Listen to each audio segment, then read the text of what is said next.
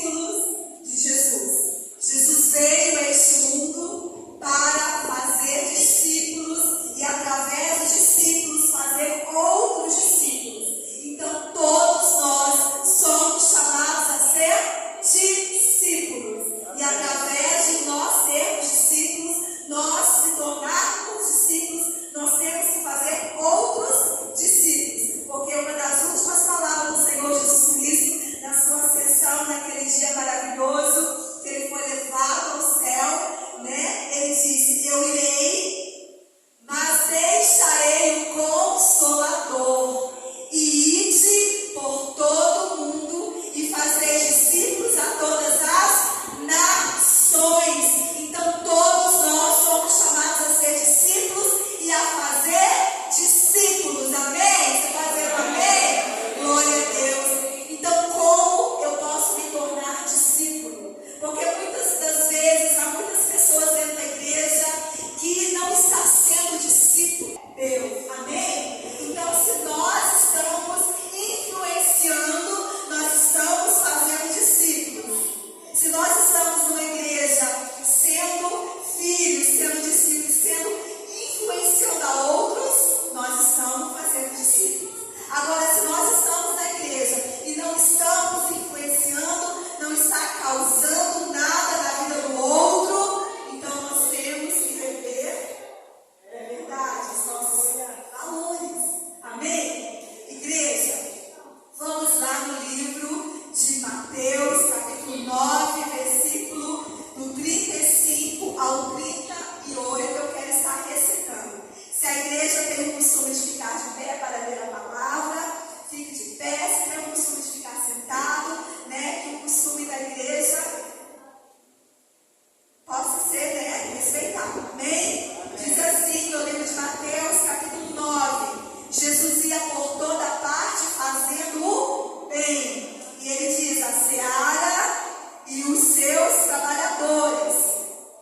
35, 9 e 35 de Mateus. E percorria Jesus todas as cidades e povoados, ensinando nas sinagogas, pregando o evangelho do reino e curando toda sorte de doença e enfermidade. Vendo ele as multidões, compadeceu-se delas, porque estavam aflitas, exaustas, como ovelha que não tem pastor. E então se dirigiu aos seus discípulos e disse: a seara, na verdade, é grande, mas os trabalhadores são poucos. Rogai-vos, pois, ao Senhor da seara que mande trabalhadores para a sua seara. Aí podeis assentar a igreja, louvando, adorando, agradecendo ao Senhor Jesus, porque a palavra do Senhor ela é viva e ela é eficaz. Amém? A palavra do Senhor nos ensina, a palavra do Senhor nos exorta, a palavra do Senhor nos renova, a palavra do Senhor nos direciona. É tudo que nós precisamos. É ouvir, é praticar e é viver a palavra que o Senhor Jesus nos ensinou. A palavra do Senhor, a Bíblia Sagrada. Igreja, Jesus olhando aquelas multidões, quando ele veio ao mundo trazer as boas novas, o evangelho, como propósito do Pai, o nosso Deus, como propósito de Deus, o Senhor tinha um grande objetivo: resgatar a humanidade perdida, rebelde, desobediente.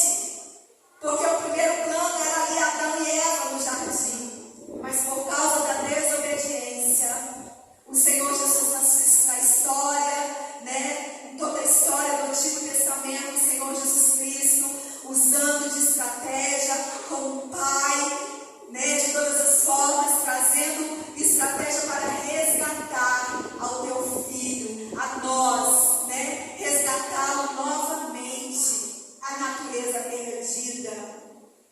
Igreja, Jesus ali percorria aqueles povoados ensinando. Quando Jesus deparava com a multidão, que era grande multidão, Jesus deparava com aquele povo todo,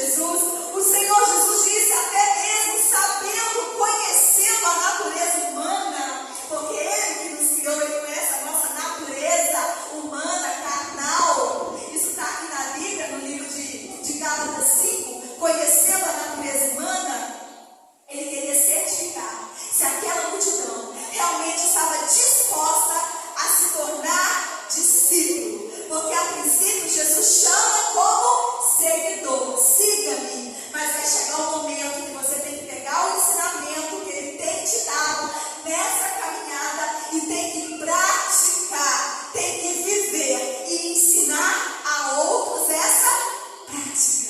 Tanto é que logo depois aqui no capítulo 10 de Mateus, Jesus ali deparando com aquela multidão, o Senhor teve uma estratégia. Ou seja, eu vou escolher 12, porque a seara é grande, poucos são os ceifeiros, poucos são os líderes para ensinar. E o Senhor Jesus, ele levantou os 12. Ele viu que a multidão tinha fome.